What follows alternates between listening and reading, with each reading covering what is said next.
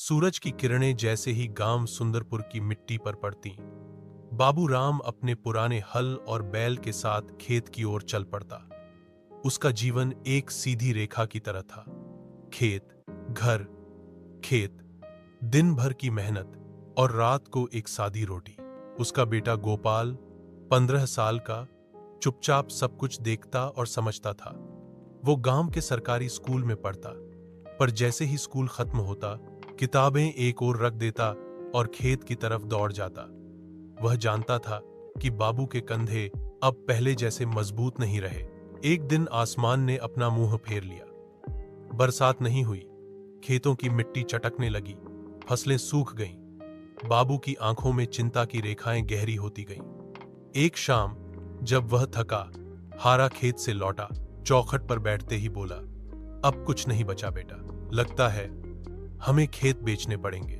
गोपाल ने उस रात नींद नहीं ली। वह अपनी किताबों, नोट्स और फोन पर बचे खुचे नेटवर्क से जानकारी इकट्ठा करता रहा। सुबह होते ही उसने बाबू से कहा, आप खेत मत बेचिए बाबू, एक आखिरी कोशिश मुझे करने दीजिए।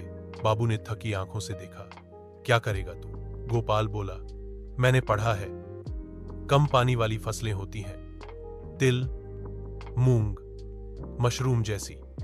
हमें वही उगाना होगा और मैं मंडी के ऑनलाइन रेट देख सकता हूं, सीधा व्यापारी से बात कर सकता हूं। बाबू को विश्वास नहीं हुआ, लेकिन बेटा जो कह रहा था उसमें भरोसे की आवाज थी। फिर शुरू हुई दोनों की साझी लड़ाई। खेत का एक कोना गोपाल ने मशरूम के लिए तैयार किया, पुरानी बोरियों और टूटी बाल्टियों से। बाबू ने दूसरी ओर मूंग और तिल बोया। दोनों सुबह से शाम तक बिना एक भी मजदूर के काम करते। शुरू में लोग हंसे, ये पढ़ाकू छोरा क्या जाने खेती, लेकिन गोपाल ने जवाब नहीं दिया। कुछ महीनों बाद वही लोग हैरान रह गए। गोपाल की मशरूम फसल को शहर के व्यापारी ने दोगुने दाम पर खरीदा। मूंग और तिल भी मुनाफे में बिके। गोपाल ने पैसे जमा किए और बाबू का पुराना कर्ज साहूकार को लौटा दिया।